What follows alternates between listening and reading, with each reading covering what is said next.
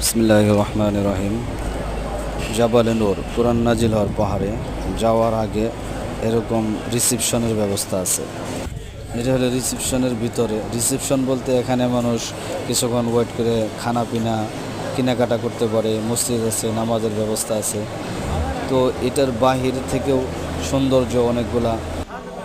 বাহিরের সৌন্দর্য এরকম রাস্তাঘাটে আপনারা যে কোনো জায়গা থেকে আসতে পারেন। যেমন হারাম শরীফ থেকে আসতে এটা মাত্র ভাড়া লাগে আপনার জন প্রতি 5 রিয়াল, কখনো 10 রিয়াল। তো একসাথে রিজার্ভ করে নিলে 5 জনে 25 টাকা 30 টাকা দিয়ে আসা যাওয়া করা যায়।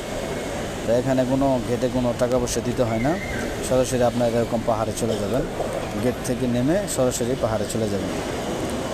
তো এই কোরআন নাজিলের পাহাড়ে আল্লাহ তাআলা আমাদের সবাইকে আসার মতো তৌফিক দান করুক। আসসালামু আলাইকুম।